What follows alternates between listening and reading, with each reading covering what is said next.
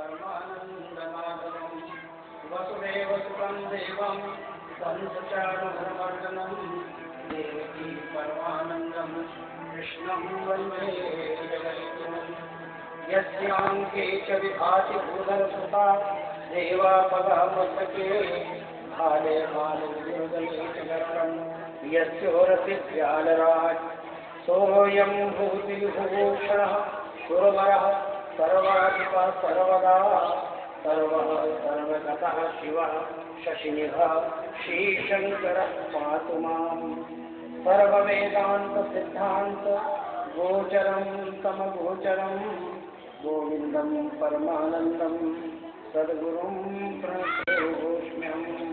बोलिए सच्चिदानंद का स्मरण कराऊं। मैं बोलूंगा जय शिव शंकर, आप सब लोग एक स्वर में बोलेंगे हर हर करके जय शिव शंकर, जय शिव शंकर, जय शिव शंकर, जय शिव शंकर, जय शिव शंकर। बोलिए शंकर भगवान की, श्री रामचंद्र भगवान की, श्री कृष्णचंद्र भगवान की, जगदम्बे माता की, पवन सुत हनुमान उनका माता की, गायत्री माता की, बोलिए हनुमान जी महाराज की। व्यास तथा पीठ पर विराजमान आदरणीय भागवताचार्य पंडित जी,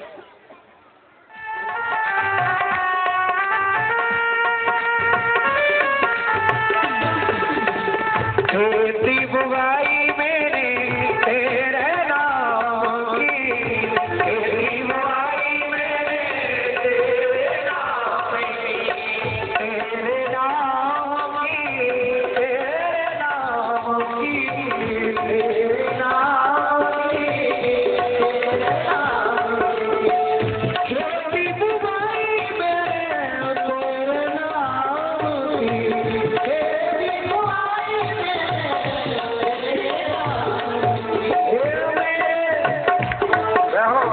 मेरे भाइयों से मत जोड़ना, प्यारे मेरे भाइयों से मत जोड़ना। दोनों हाथ उठा के सभी को प्रेम से बोलना है, श्री राम है, जरा जोर से बोलिए, श्री राम है। कन्हैया मेरी लागी लगन मत तोड़ना, कन्हैया मेरी लागी लगन मत तोड़ना, लागी लगन मत तोड़ना, लागी लगन मत तोड़ना, लागी लगन मत तोड़ना, लागी लगन मत तोड़ना, लागी लगन मत तोड़ना, कन्हैया प्यारे, लागी लगन मत तोड़ना, लागी लगन मत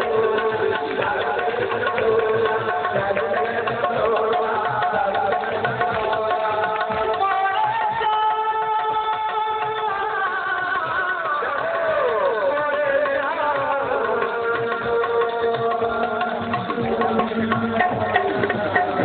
जय जय श्री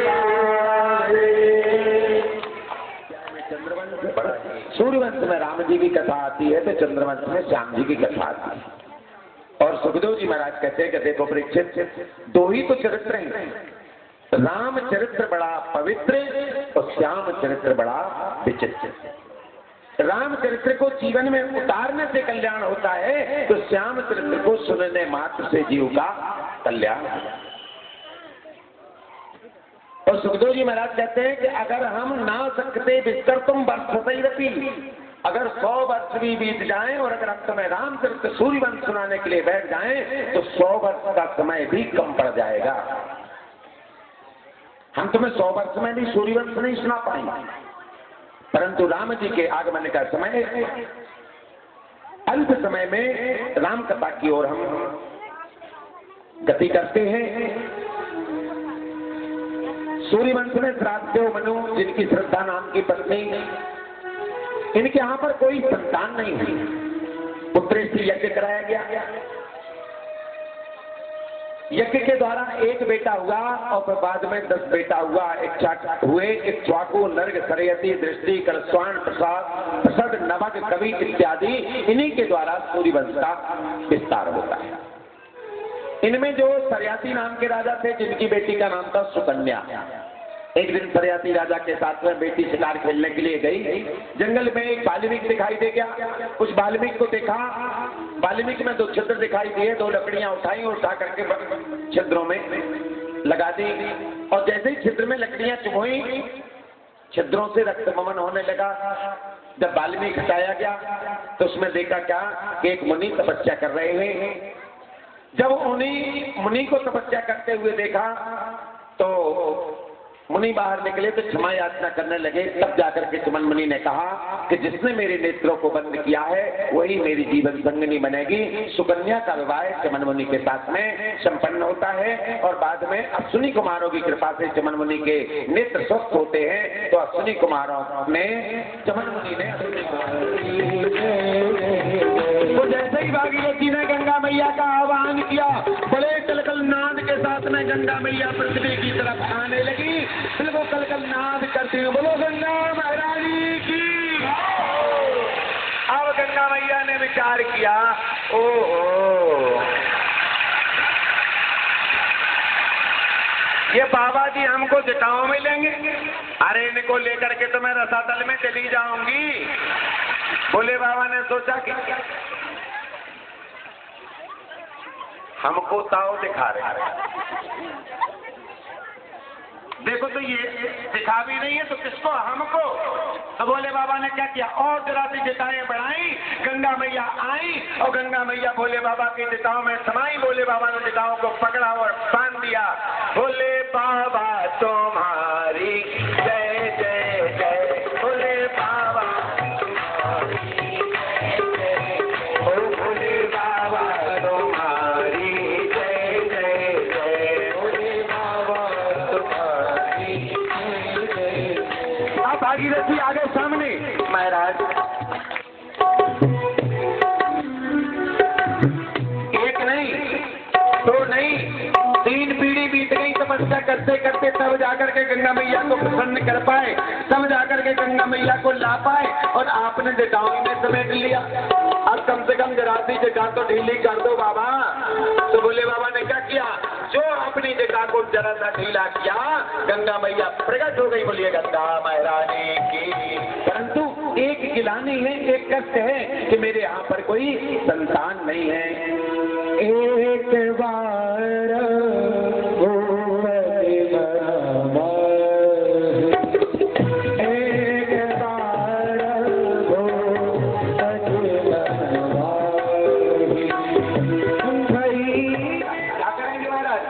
हम यज्ञ करना चाहते हैं तो समझ शीघ्र जल्दी करिएगा। तुरंत जाकर के विभांडक नाम के ऋषि के बेटा संगी महाराज को बुलाया गया, यज्ञ का आचार्य बनाया गया और दशरथ जी महाराज के यहाँ पर अवध में, नाम है अवध, जहाँ पर कभी किसी का वध नहीं हुआ। दूसरा नाम है अयोध्या, जहाँ युद्ध भी नहीं हुआ, ऐसी नगरी का नाम है अवध।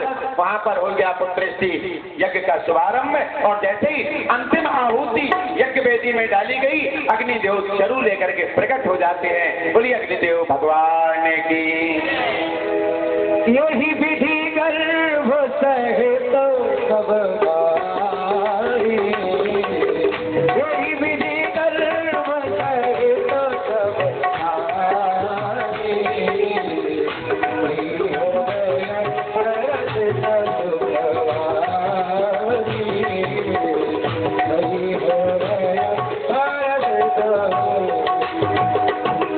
लो राजन, ये अपनी रानियों को प्रसाद चरु खिला देना, संतान हो जाएगी। दशरथ जी महाराज ने उस चरु को लिया, गुरुदेव वशिष्ठ जी के हाथ में दिया। वशिष्ठ जी महाराज ने उसमें अपना आशीर्वाद डाला, दशरथ जी को दिया। दशरथ जी ने 3 भाग किए। पहला भाग कौशल्या महारानी को दिया, दूसरा भाग कैकेयी महारानी को दिया, तीसरा भाग जैसे ही सुमित्रा महारानी के हाथ में रखा, एक पक्षी उड़ता हुआ आया, उसने चरु को उठाया और अनंताकाश में चला जाता है। जाकर के केसरांचल नाम के पर्वत पर एक वृक्ष पर बैठ कर करके जैसे ही पक्षी ने बोलने के लिए कुछ मुंह खोला, नीचे अंजना माता बैठ करके तपस्या कर रही थी, वो चरु अंजना माता की गोद में गिरा। अंजना माता ने चरु को भगवान भोले बाबा का प्रसाद मान करके पाया और उसी से हनुमंत लाल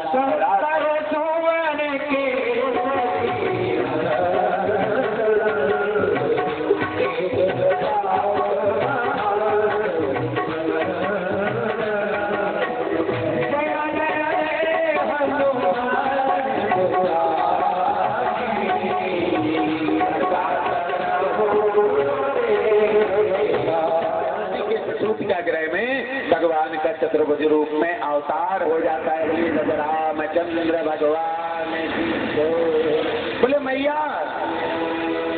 मैया ने नेत्र खोल करके देखा तो 4 हाथ वाला खड़ा हुआ है। बोले माँ आपने मांगा था ना कि चाहूं तुम्हें समान सुत, तो मैंने क्या कहा था कि आप पर खो जाऊं कहाँ जाई नव हो में आई, तो आपने मांगा तो तुम्हें आ गया। मैया ने कहा कि मैंने सुत बन करके आने को कहा था, बेटा बन करके आने को कहा था, आप तो पापा जी बन के आए हो। भगवान ने कहा मैं तो जहां भी जाता हूं तो ऐसे ही जाता हूं।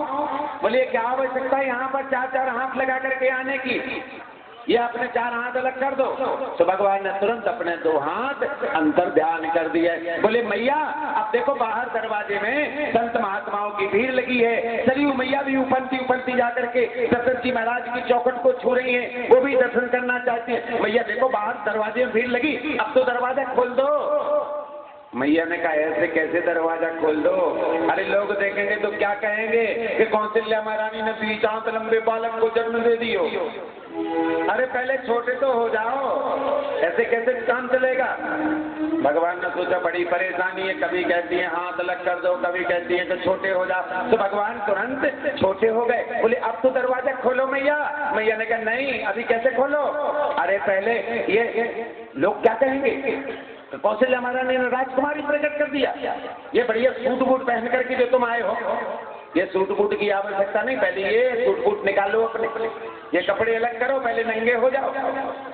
भगवान ने कहा ये अपने बस की बात नहीं है। मैया ने कहा तो नंगा तो होना ही पड़ेगा, क्योंकि जब भी बालक जन्म लेता है नंगे ही तो पैदा होता है, आपको भी नंगा होना पड़ेगा। भगवान ने कहा बड़ी परेशानी है, लेकिन जब मैया की जिद है तो अपने राम भी वस्त्र अलग कर देते हैं। भगवान ने तुरंत अपने वस्त्रों को अंतर ध्यान कर दिया, भगवान नंगे हो गए। बोले वृंदावन बिहारी लाल की। बोले मैया आप तो दरवाजा खोल दो।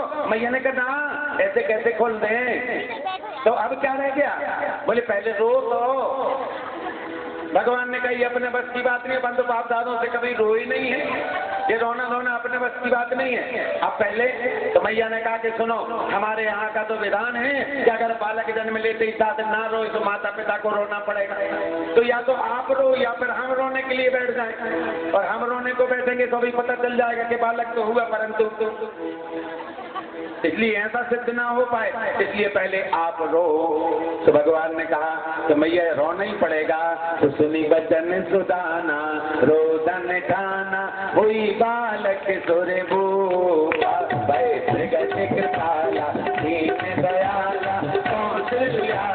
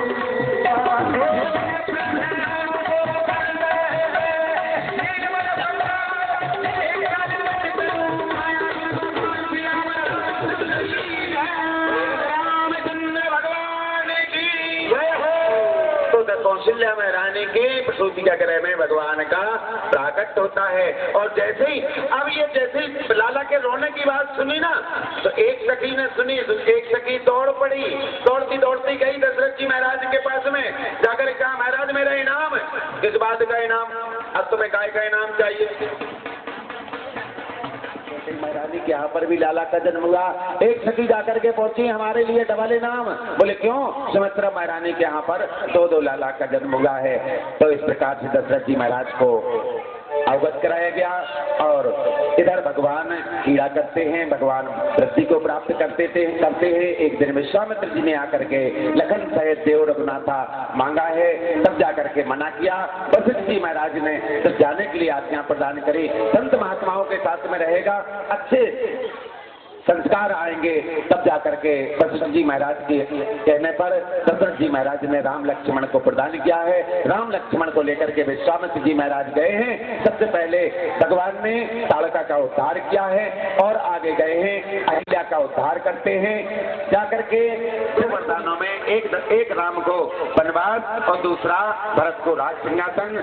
भगवान ने पिता की आज्ञा को स्वीकार करके वन को स्वीकार करते हैं। जाकर के वहां पर पहुंचे और सीता जी का हरण हुआ है। और भगवान ने हनुमंत लाल जी महाराज के सहयोग से और सेना का विस्तार किया है। जाकर के सागर पर सेतु बनाया है। सेतु बना करके लंका में गए हैं, रावण का समूल विनाश किया है। वहां से लौट करके आए हैं, आकर के और अपने अवध में जाकर के राज्य के अधिकारी बन जाते हैं। बोलिए राजा रामचंद्र श्री बब्बू भैया जी पधार रहे हैं। आइए, आपका हम व्यासपीठ से स्वागत करते हैं। आइए।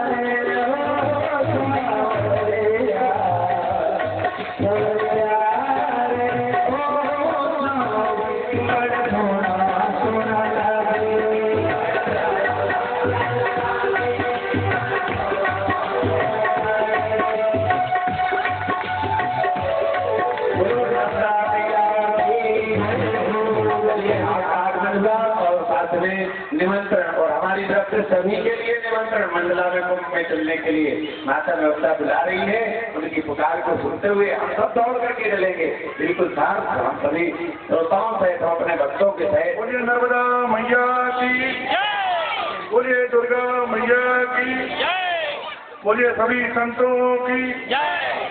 मेरे को बोलने को बोला गया और सभी का कर्ता बंधु निवेदन कर रहे हैं, हाथ जोड़ रहे हैं। पहली बार नर्मदा कुंभ हो रहा है और अपने बड़े बड़े संत कुंभ में आने वाले हैं। पूरे देश से बड़े बड़े संत की कोई जात नहीं होती, संत कोई नेता नहीं होते, संत किसी प्रकार के भगवान के भेजे हुए दूत होते हैं। मैं एक बात कहना चाहूंगा, संत संत होते हैं, बड़े बड़े संत आ रहे हैं उस मां नर्मदा कुंभ पर। उनके दर्शन से ही कईयों की मनोकामना पूरी होगी और संतों के दर्शन करने आए। सारी व्यवस्था है, पूरी व्यवस्था मंडला में रुकने की, खाने की पूरी व्यवस्था वहाँ संतों के द्वारा की गई है। इसमें नेताओं का काम कोई नहीं है। मैं एक ड्यूटी लगी उसी में आया हूँ और कहना चाहूंगा कि वास्तव में संत महाराज जी सबको अपनी अपनी ड्यूटी लगी है। आपको भी इस परमात्मा ने इस पर एक ड्यूटी दी है कि आप जनता को जाकर, आज हमारा देश जिस पश्चिमी देश की तरफ जा रहा है, बच्चों को पुरानी बातें भूल रहे हैं, उन सबको याद दिलाने के लिए आप संतों को दायित्व ईश्वर ने दिया है। हम लोगों को देश का दायित्व दिया है, किसी को कलेक्टर बनाया, किसी को एसपी बनाया, सबको अपना अपना दायित्व दिया है।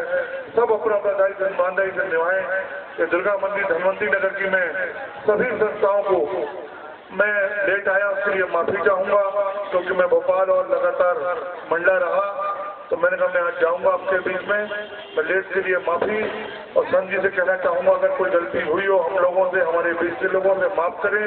क्योंकि संत, मैं एक बात गुरु नानक देव जी का कहना चाहता हूँ। गुरु नानक देव जी पूरे देश से भ्रमण निकले थे। गुरु नानक देव जी ब्राह्मण थे। जब वो निकले तो पूरे देश में घूमते घूमते वो पहुंच गए उत्तरांचल। उत्तरांचल में जैसे ही पहुंचे उन्होंने कहा, मैं हूँ उस पुरख का दासा, देखन आया जगत तमाशा। मैं भगवान नहीं हूँ, मैं संत हूँ, मुझे ईश्वर ने यहाँ भेजा है।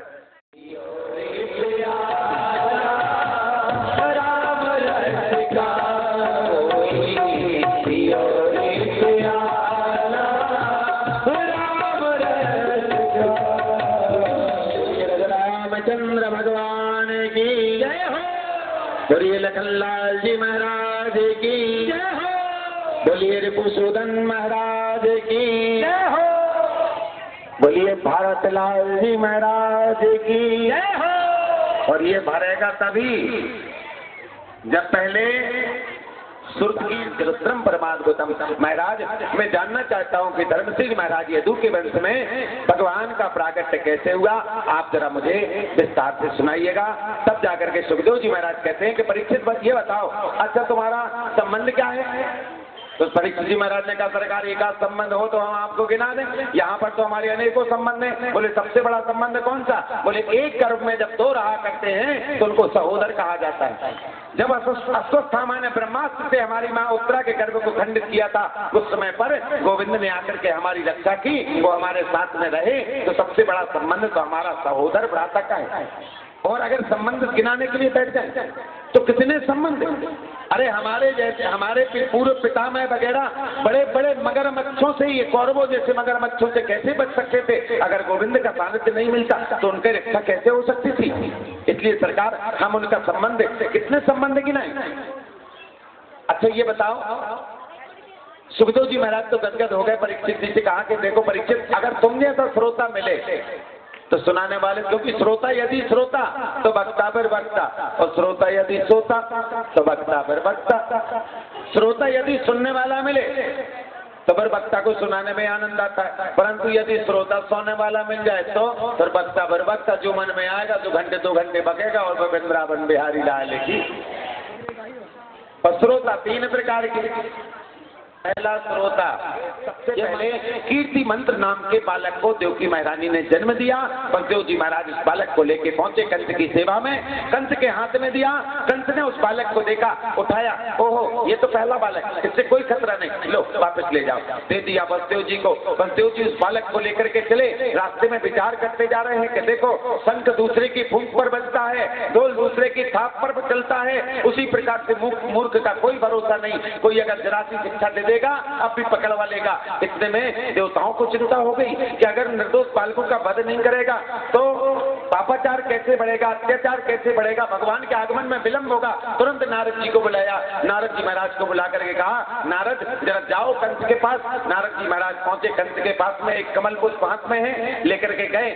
कंस जरा इसमें गिनती करो। कंस ने गिनना प्रारंभ किया, एक कली को गिन रहा, 1 2 3 4 5 6 7 8। दूसरी से गिनो, 1 2 3 4 5 6 7 8 तीसरी से गिनो 1 2 3 4 5 6 7 8। कंस ने कहा गुरुदेव क्या बात है? कंस नारद जी ने कहा, आकाशवाणी ने कहा है कि 8वां पुत्र तेरा काल होगा, लेकिन ये नहीं कहा कि 8वां कौन सा होगा। कंस की बुद्धि घूम गई, समझ गया जिस प्रकार से कमल पुष्प की पंखड़ी 1 2 3 4 5 6 7 8 जहां से शुरू करो वहीं पर 8 आता है। कोई भरोसा नहीं कि कौन सा 8वां बालक होगा। तुरंत जाकर के पकड़वा लिया बसदेव जी के लिए और जाकर के ला करके उस बालक को उठाया और छुड़ा करके जाकर के घुमा करके जो पत्थर से मारा तो वृंदावन बिहारी लाल की और बसदेव देवकी को पकड़ करके कारागृह में कैद कर दिया गया। लगातार कालांतर में 6 पुत्रों को जन्म दिया देवकी महारानी ने और कंस ने लाला करके सबको पत्थर से मार करके उनका अंत कर दिया। अब 7वीं बार जैसे ही 7म गर्भ की बात आई तो भगवान जाकर के पहुंचे थे महाराज के पास में, जाकर के निवेदन किया, भैया राम अवतार में आप मेरे छोटे भाई बनकर के आए थे लखनलाल के रूप में, आपने मेरी सेवा की है, मैं आपकी सेवा का ऋण चुकाना चाहता हूं, अब आपको मेरे बड़े भाई बनना पड़ेगा, आप पहले से पहुंचिएगा। तब जाकर के शेष जी महाराज को 7म गर्भ के रूप में भिजवाया और इधर भगवान ने योग माया को बुलाया। योग माया को बुला करके कहा, योग माया तुमको मेरा एक काम करना है। योग माया ने कहा क्या काम करना है? बोले 7म गर्भ जो देवकी का फलित हो रहा है उसको संकर्षण करके ले जाकर के रोहिणी के गर्भ में स्थापित करना है। बोले महाराज काम हो जाएगा, इनाम? बोले 8म गर्भ के रूप में मैं आऊंगा, नंद बाबा के यहाँ पर तुम पहुंच जाना, नंद बाबा के यहाँ पर बसदेव जी मेरे को लेकर के आएंगे, वहां से तुमको उठा करके लाएंगे, कंस के यहाँ पर पहुंचेगी, कंस आएगा, कंस देखेगा, पुत्र की जगह पुत्री को पाएगा, उठा करके घुमाएगा, पत्थर से मारेगा, वृंदावन बिहारी लाल की। योग माया ने कहा महाराज हो गया हमारा काम, इतना ही इनाम मिलेगा? बोले नहीं नहीं, जब कंस उठा करके घुमाने लगे उस समय पर छूट जाना, चली जाना, दिखा देना अपना अष्टभुजी रूप, जयंती मंगला काली भद्रकाली कपालिनी दुर्गा क्षमा सभादात्री स्वाहा सुधा नमोस्तुते, उस समय पर दिखा देना। तो हम देवता लोग तो साल में एक बार पूजा किया करते हैं, संसार के लोग 9 दिन तक लगातार तुम्हारी पूजा करेंगे और भगवान के आशीर्वाद से नवरात्रि में कितने प्रकार से देवी जी की पूजा की जाती है। आशीर्वाद दिया और इधर कंस ने तुरंत जाकर के 6 पुत्रों का वध किया, 7म गर्भ के रूप में को संकर्षण किया ही योग माया ने उठा करके, 8म के गर्भ के रूप में भगवान का आगमन हुआ तो सारे देवता लोग आकर के स्तुति करते हैं, स्वागत करते हैं। आइए हम भी भगवान के आगमन का समय। गोकुल के राजा श्याम मोरे आजा, गोकुल के राजा।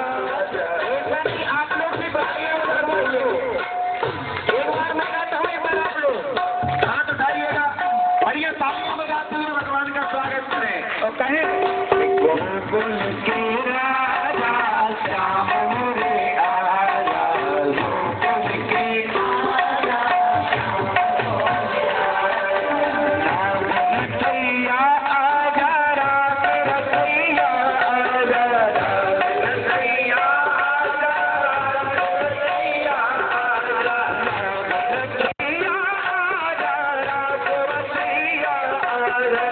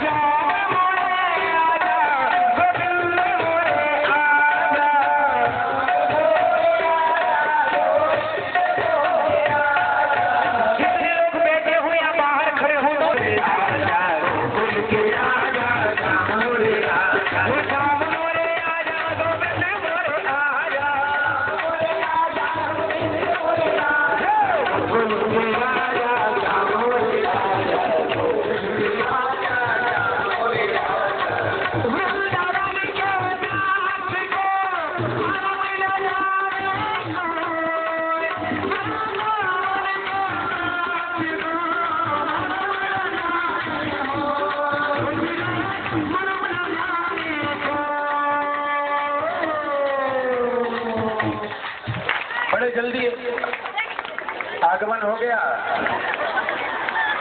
गोकुल के राजा श्याम मोरे आजा, गोकुल के राजा श्याम मोरे आजा, गोकुल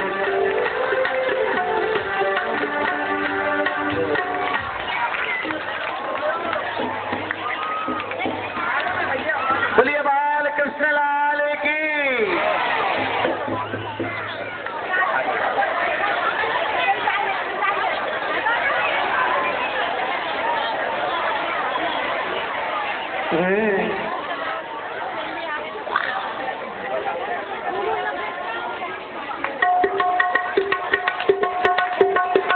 बोल नंद के लल्ला की।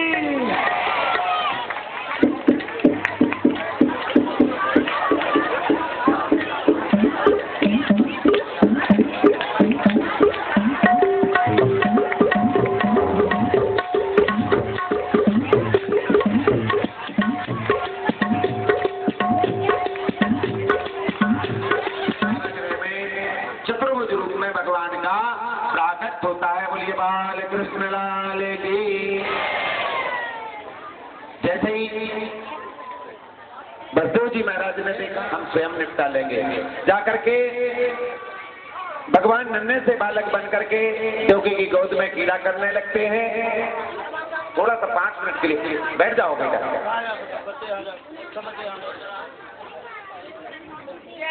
भगवान नन्हे से बालक बनकर के जब देवकी के गोद में कीड़ा करने लगे तो बसदेव जी महाराज ने भगवान को सूप में लिटाया और सूप में लेकर के और जैसे ही चलने को तैयार हुए बसदेव जी महाराज विचार कर रहे हैं, हथकड़ियां बेड़ियां पड़ी हुई हैं, हम कैसे जाएंगे।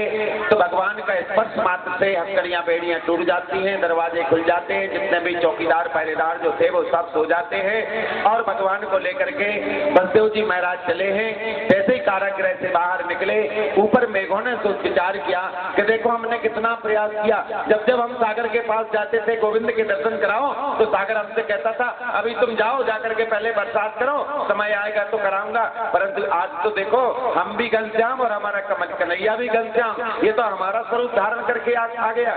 तो मध्यम मध्यम उपांशु गर्जना करने लगते हैं, मध्यम उपांशु गर्जना कर रहे हैं, बढ़िया जल की फुहार बरसाने लगते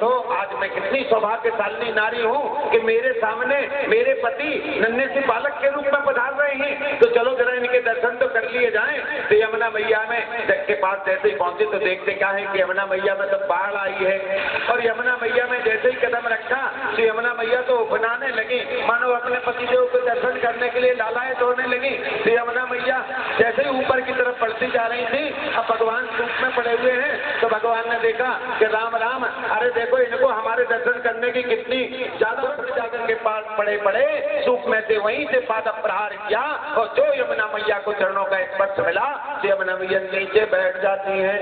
एक संत ने कहा नहीं नहीं, यमुना मैया में बाढ़ नहीं आई थी, यमुना मैया में जैसे ही मालूम चला है उसी समय पर यह बाढ़ उत्पन्न हुई है।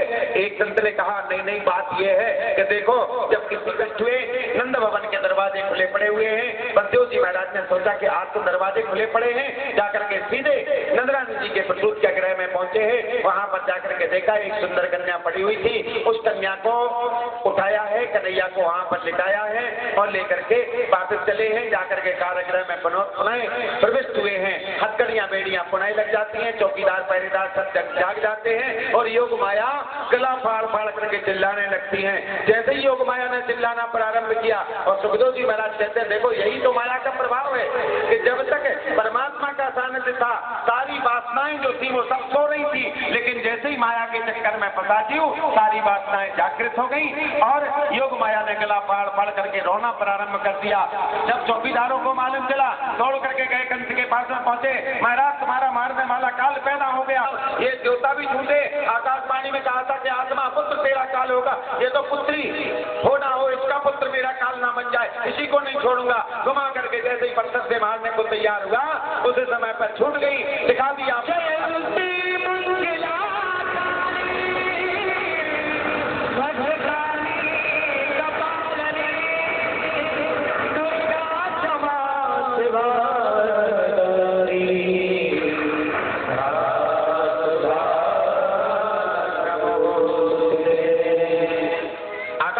करती हैं, क्यों निर्दोष बालकों का वध करता है? और तेरा मारने वाला काल पैदा हो चुका है। कंस चिल्लाने लगा, कहाँ कहाँ देवी जी बताओ तो कहाँ? बोले हमारा काम नहीं है, गर्गाचार्य जी से कुंडली दिखा लेना, वो बता देंगे कहाँ। 84 कोष के ब्रजमंडल में तेरा मारने वाला काल पैदा हो चुका है। कंस व्याक्रांत हो गया, योग माया अंतर्ध्यान हो गई।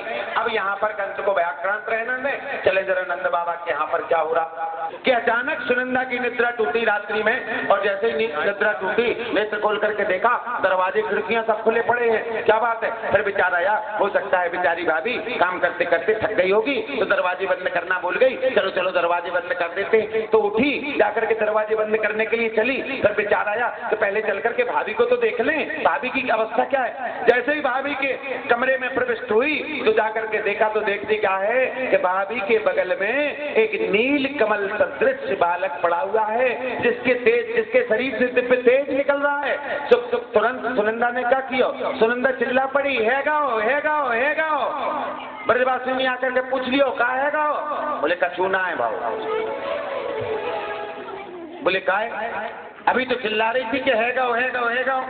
बोले का तुम्हें बता, पहले नंद बाबा को बताएंगे। और नंद बाबा गौशाला में बैठे हुए हैं और माला सटकाए रहे हैं और माला में कह रहे हैं कि अबे लो भयो नाए जाने कबे हो ये गो, अबे लो जाने कब होएगो, जाने कब होएगो रे, जाने कब होएगो। अब लो भयो नाय, जाने कब होएगो, अब लो भयो नाय, जाने कब होएगो, अब लो भयो नाय, जाने कब होएगो। समय में पहुंच गई सुनंदा, बाबा है गाओ। बाबा ने कहा है गाओ, बाबा उचक पढ़ो। सुखदेव जी महाराज ने मानव चित्र खींच लियो, लो परीक्षित कर लो दर्शन। ये नंद बाबा ऐसे लग रहे हैं जैसे 80 वर्ष की डोकरा नाए 16 वर्ष के छोकरा बन गए। बता सुनंदा का भयो? सुनंदा ने कहा छू नहीं भयो, पहले नाम बताओ का दे। बोले नाम का चाहिए? तिजोरी की चाबी तेरे पास जो कुछ चाहिए उसे ले लेना। बोले नहीं नहीं ऐसे कैसे ले लेंगे? बोले भाभी के गले में जो 9 लखार है बस वो ही लूंगी। बोले ठीक है बहन वो ही दूंगा। तो धीरे से कह दिया, बाबा नंद रानी जी के घर में लाला भयो है, बोलो नंद के लाला की, नंद के आनंद भयो, जय कन्हैया लाल की, नंद के आनंद भयो, जय कन्हैया लाल की, नंद के आनंद भयो, जय कन्हैया लाल की, नंद के कन्हैया लाल की, जय हो नंद लाल की, कन्हैया लाल की, जय हो नंद लाल की, जय कन्हैया। आगे वाले पैसे जाएंगे, वो भी पूजन करना चाहते भगवान का पूजन करो, पैसे जाएंगे जिसमें दूसरों को भी पूजन करने का अवसर मिले, वो भगवान के दर्शन करने का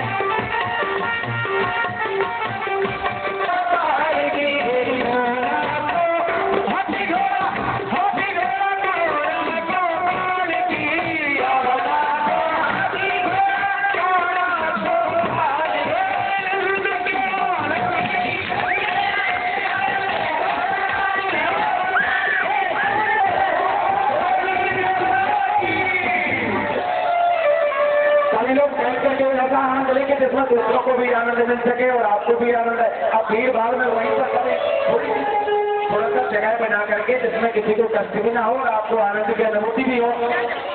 चलिए लाला जायो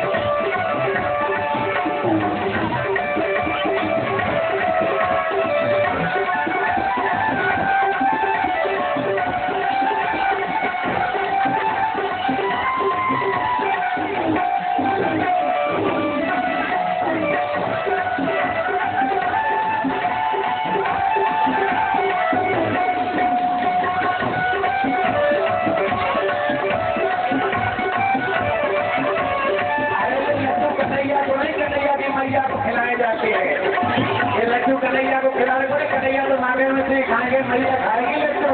ये तेरा है राम कन्हैया, तू है बलिराम कन्हैया, तेरा है राम कन्हैया, तू है बलिराम कन्हैया, तू ही मेरे सपनों का प्यारा प्यारा कन्हैया, तू ही मेरे सपनों का प्यारा प्यारा कन्हैया। जबलपुर में तेरी रूह है, रूह है।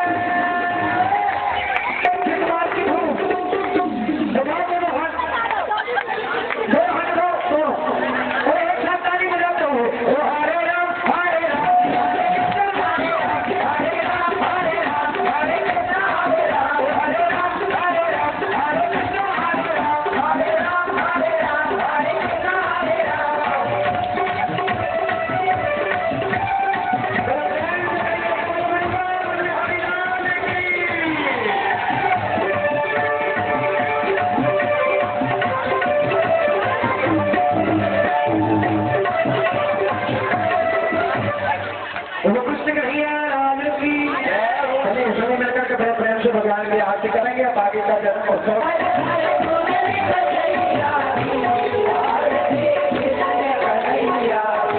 कृष्ण तुम मथुरा जन्म कृष्ण तुम मथुरा जन्म नंद घर मंगला नंद घर मंगला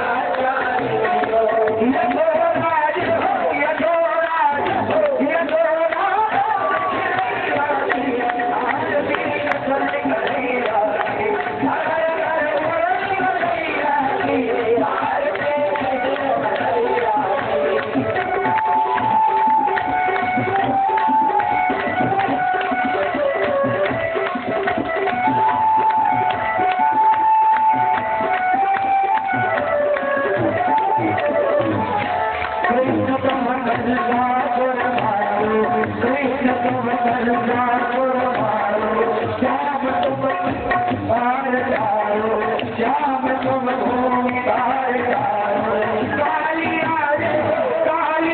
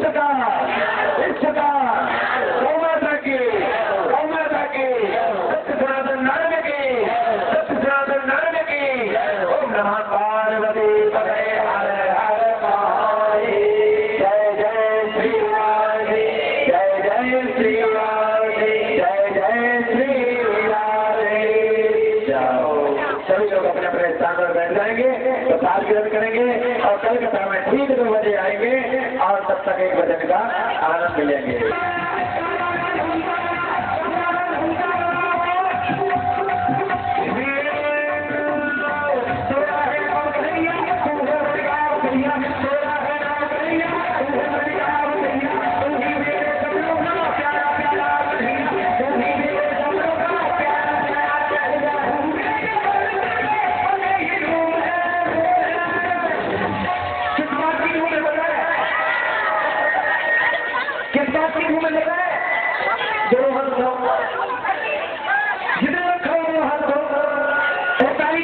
बोलना है हरे राम हरे राम हरे राम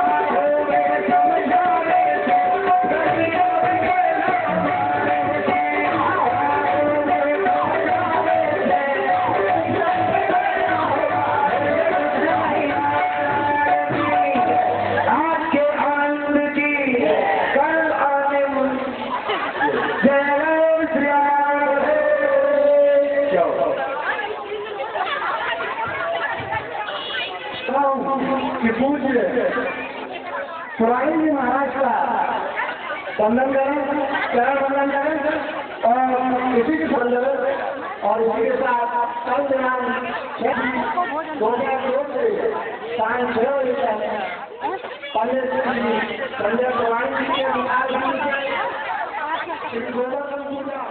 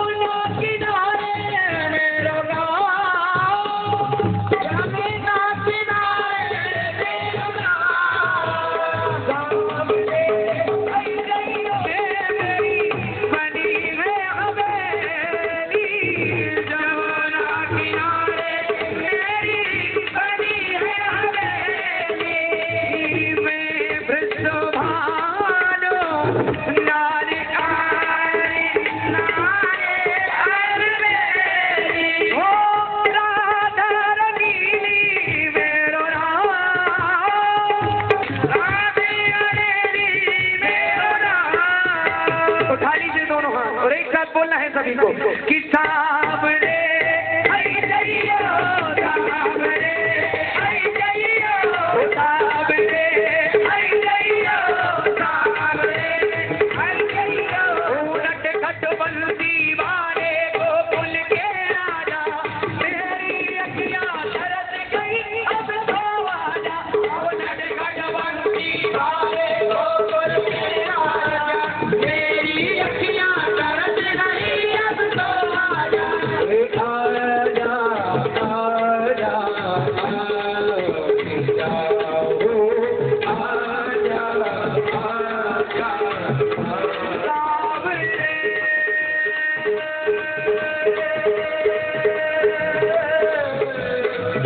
Ah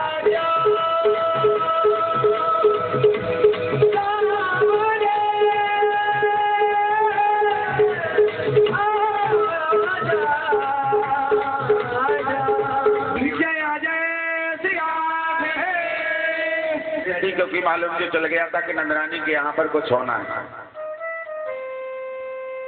अचानक मध्यरात्रि में सुनंदा की निद्रा टूटी है। सुनंदा ने जाकर के देखा तो भाभी के बगल में एक नील कमल सदृश दिव्य तेजमय बालक पड़ा हुआ है। जैसे ही उस बालक को देखा खुशी के मारे उछल पड़ती हैं, है गौ और दौड़ती हुई नंद बाबा के पास पहुंची हैं। नंद बाबा को जाकर के लाला के जन्म की खुशखबरी प्रदान की है। नंद बाबा उछल कूद करते हुए दौड़ लगाते हैं और नंद बाबा बड़े दौड़ते हुए चले जा रहे हैं कि नंद के आनंद भयो जय कन्हैया लाल की, नंद के आनंद भयो जय कन्हैया लाल की, नंद के आनंद भयो जय कन्हैया लाल की, नंद के आनंद भयो जय कन्हैया लाल की, जय कन्हैया लाल की, जय हो नंद लाल की, जय कन्हैया लाल की, जय हो नंद लाल की, नंद के आनंद भयो जय कन्हैया लाल की, नंद के आनंद भयो जय कन्हैया लाल की, जय कन्हैया लाल की, जय हो गोपाल की, जय कन्हैया लाल की, जय हो गोपाल की, गोकुल में आनंद भयो जय कन्हैया लाल की, गोकुल में आनंद भयो जय कन्हैया लाल की। तो नंद बाबा के जैसे ही लाला होने की खबर मिली सब ब्रजवासी तैयार हुए। ब्रज की गोपियां तो पहले से श्रृंगार करके बढ़िया तैयारी करके बैठी हुई थी। 84 गज के बढ़िया लहंगे बनवा करके रखे हुए थे। जब मालूम चला तो नंद बाबा के यहाँ पर उत्सव मनाने के लिए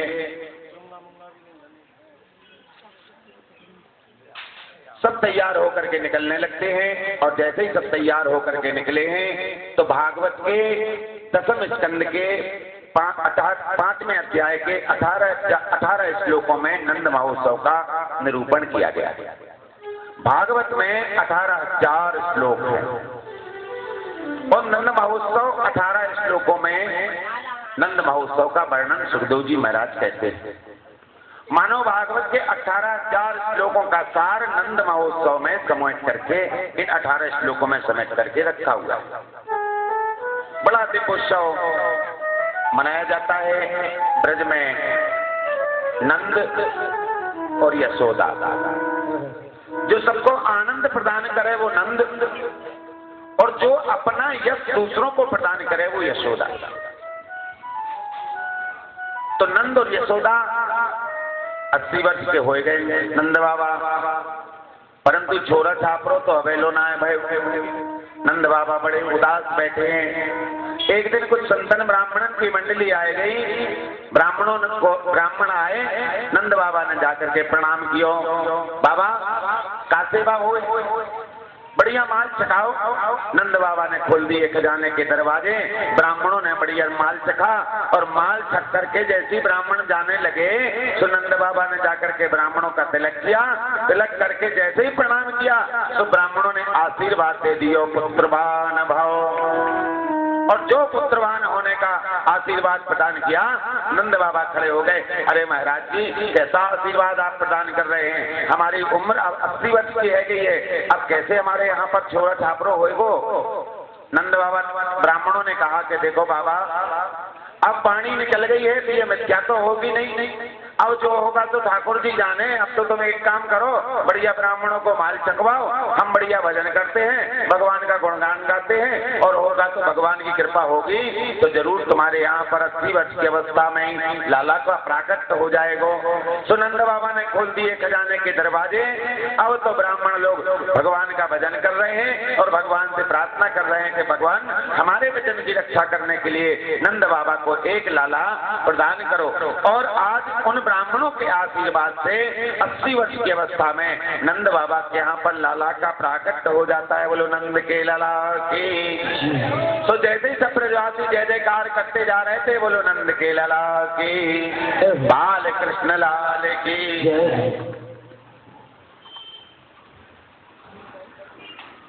सब जय जयकार करते हुए चले जा रहे थे। तो ब्राह्मणों को मालूम चल गया, जिन ब्राह्मणों ने आशीर्वाद दिया होता तो वो तो एक तरफ बैठ करके बढ़िया माल छक रहे थे और भगवान का भजन कर रहे थे, माला सटाए रहे थे कि अचानक मालूम चल गया नंद बाबा के घर में भैया लाला भाई है। तो ब्राह्मणों ने भी निमंत्रण की प्रतीक्षा नहीं की कि कोई बुलाने के लिए आएगा।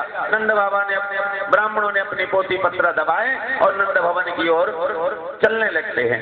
जैसे ही चले जाकर के इधर नंद बाबा खुशी में उछल कूद करते हुए ब्रजवासियों के साथ में चले जा रहे हैं कि आहु वे प्राण वेद ज्ञान स्नाता सुचिर अलंकृता।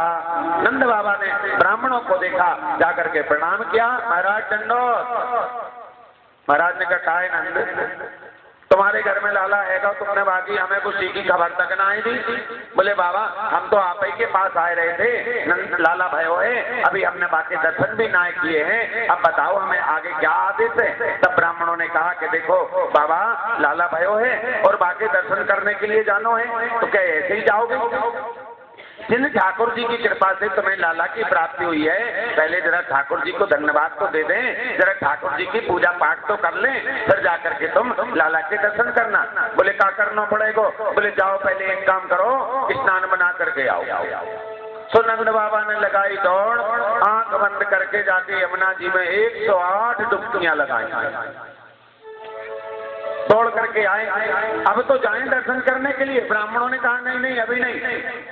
तो ब्रजवासियों ने हाथ पकड़ लिया, बोले चलो पहले बढ़िया तुम्हारा श्रृंगार कर देते हैं। ले गए श्रृंगार करने के लिए, बढ़िया पीताम्बरी पहनाई, धोती पहना दी, पीताम्बरी बगलबंदी बांध दी, थापकता हुआ माथे पे चंदन लगा दियो, आंखों में मोटो मोटो काजल लगा दियो, मूछन में चित्र लगा दियो। एक ब्रजवासी दर्पण लेकर खड़ा रहेगा, देख बाबा अपना मुखड़ो देख ले। बाबा ने कहा, बाबा ने जैसे ही अपना मुखड़ा देखा, सुखदेव जी महाराज ने मानो चित्र खींच लिया कि लो परीक्षित करो दर्शन। आज ये नंद बाबा ऐसे नहीं लग रहे हैं कि जैसे 80 वर्ष के डोकरा हो, नंद बाबा ऐसे लग रहे हैं जैसे 16 वर्ष के छोकरा हो गए। नंद बाबा तो छलकूद करने लगते हैं। ब्राह्मणों ने मिलकर के स्वस्ति वाचन किया है और स्वस्ति वाचन करके ब्राह्मणों ने मिलकर के पूजन कराने के लिए बैठ गए। अब ब्राह्मण मंत्र पढ़ रहे हैं, अक्षता सुश्वेता कुकुमता सुवेता, लो भैया अक्षता चढ़ा दो।